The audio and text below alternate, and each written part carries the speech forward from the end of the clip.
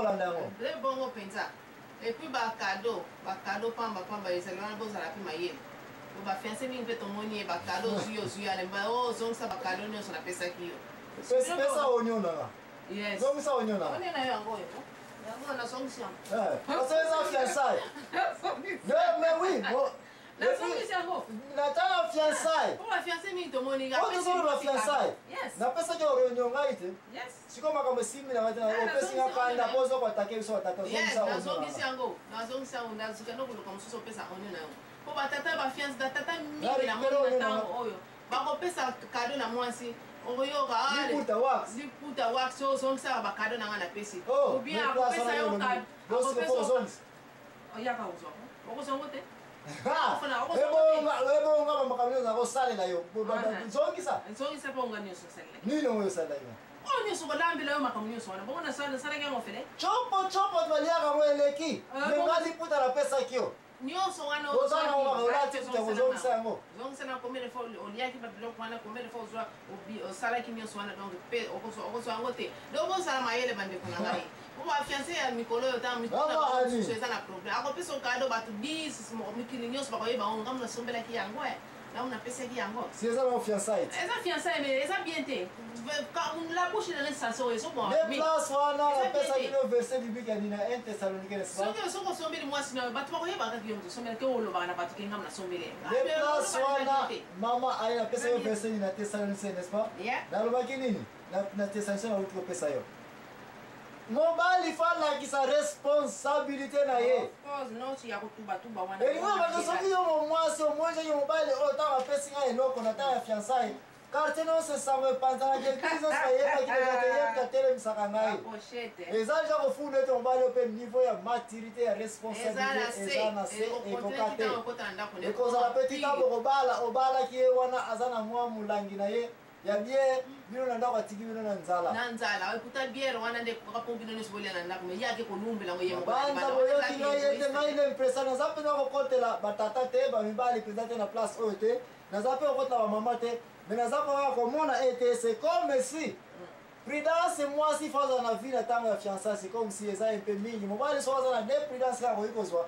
Moi si na banza ko mjana ba 15 20 n'est-ce pas? Yeah. Ozali ka musoli ngo yepsa biso bino ba mama. Bato oza en charge na studio na bino oyo malgré bo critique oyo biso studio ke ezala na bino akolia te mais toyepe komona awa bino bozala koloba biso basi ni fufu moko tonandimi na kati ntango tokosilisa programme ke tokolia boyebi biso na studio na bino basi bosali tala kutu bacouleur bozote ndo bacouleur mpe ya batene na biso nazomona odokeleki oyo biso batata epuis likambo susu na nina bakisa avant na tokontinue koloba nano makambo ya studio oyo frère na ngai mariage avec intérêt lisusu na bino bamama bof mwasi na mobali yes eza ya mingi boyebisa biso intérêt ngo toyoka yango koma fiançailles ya intérêt koyi kozala yoyebisa biso bo intérêt koyi kaka kozala ete mwasi ntango oza kobaloka na ngai fiancé nalingi motema na yo ezala epai na ngai nakoki koya meme na butu pa nayeba créer surprise nayeba soki na butu ofandaka na ndako nawebi wana ntongo nayeba soko olamuka na 9h te parce que eza intérêt na nga nayeba te jour nga na kobala yo okozalaki na ntongo mpe olamukaki oswanaki mpe ndako bongo sikoyo chaque fois oyaka bamona mwasi anga kobaye yo te non eza bongo te eza veto na nga ntanke mobali na kosalela nosalingi koya fo mpa yo oyeba yango parce mpo na mpe kocreye ba surprise nayeba soki mpe banzinzongo ezalaka te natanga na absent bafamille mpe bakobaye yo kele ya nyonso bazomonaka yo même so oza moto ariche yango sindeyeba koyeba aza na bolingo epa nyonso bamonaka yo mpe te donc olingolobake baintérêt na ta ya fiançailles emonana te emonana te bolingo ezalaka bapire ebongo ndenge kotestere bolingo ya mwasi epa na yo bongo ntango bokutana kaka na baere kaka ebongo ndenge na kotestere ke yeyo akosatisfai bacondition ya biso batata ekoyebana kaka ntango po soki mwasi abali akomi na vie na ye mosusu donc makambo na ye akobali vie ya sika merci mama ani nayebi te soki oza na likambo ya suka olingi koyebisa na concernant fiançailles oyo tozali koloba ntan ya fiançailles oyo nyonso topesi baconseil bayoki yango donc balanda kaka wana yango mpena si oyoki te bato babalana jour elingi ekoka bakeko tuve papa pasteur et puis papa pasteur atuli na lingomba banana ngo bayebele histoire mwasi oto mobali oyo po bien to bani babala na bala kisamu sapi na bango wana bazanga te frère batu batelema balo bakaite ngai nazana histoire nini ngo bayako lo par exemple bazana maka mili bayako so oh biso libala o tondimi yango te baza toujours wa raison ona erreur papa pasteur ko sala nini po pasteur fo akata nano asana ba investigation ya makambo ya yoki avant abulisa bango bon si oyoka mpe deja na libala ete libala elingi kosalema me makambo ebuli parce que bafamille ya mwasi baye kaka brusquement balobi ke mobali oyo ye te to bafamille ya mwasi ya mobali baye mpe balobi ke libala oyo yango te ou bien mpe papa pasteur tozonga mwa moke na église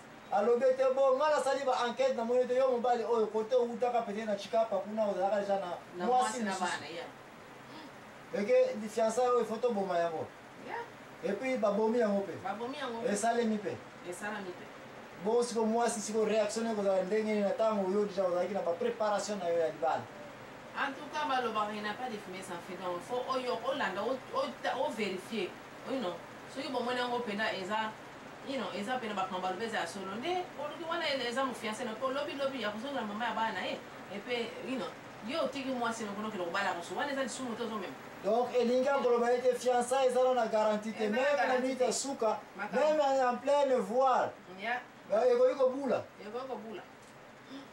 conseil na kopesa na bato oyo batelemi na bamabala ya bato bafiançaille ya bato ke fille oyo comportement eza mabe na ndingi te babala ye na mobali wana batika ezaleli wana me baza na raison bayebi ke fille oza mobulu batika ezaleli wana pourquoi babakende koconseille fille oza mobulu tika ezaleli wana lokolo ozobala sikoyo change makambo na yo nyonso change banzela yo tika bizala no nyonso wana lokolo olingi obala donc zalaka na mobali oyo pourquoi basala oke bakende kotyaka kisongisongi wana kisongisongi wana eza bien te bazopoza na bango mpe baza na bana oyo bazosalaka na bana bato yango mpe kozongela bana na bango eske si otanga na bible place bazali koloba ete bamama oyo bakomi na baage avancé bango bazala baconseil na bajeune fille otanga na biblia elingi koloba nini na ndenge bino basi bokomprenaka yango bon elingi koloba na ntango yo mama omoni ke mutu wana alingi kobala et puis comportement fille wana alingi kobala comportement eza malamu te pesa bongisa moral ya fille wana po bato mosusu eza nini nazokosukola basani frère na ngai moko oyebi soki osalisi mpe mosala ezalaka sukirikeli awa soki osalisi donc siko lelo basi boinvite biso na programme bacélibataire ya bajeune garçon na bajeune fille ube kaka bino kaka biso kaka bajeune ok donc tokoki kobanda interview n'est-ce pas ok merci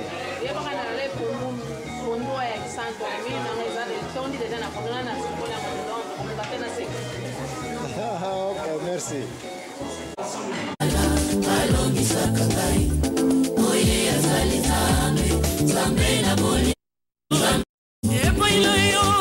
namoni bolingo ya solo bolingo ya nzambe oyo atatana mwana na ye oyo asimbaka ata ngai nazangi makasi ye epai na yo nazatoli bolingo ya solo ngai mwana ya mwasi mokana na ye nanyosunga ngai naumeli kati na pasio yawe motona motona tere na yo nanyosunga ngai nazangi nzemba koyemba tango yesoye lisekwa ya bomoi na ngai yo nasimbi yesu na liloba nandimi akoyoka mpe akoyandola ai nasomi na loboko yo bilei ya bana na bato lelo bapesi na ngai mbwa baba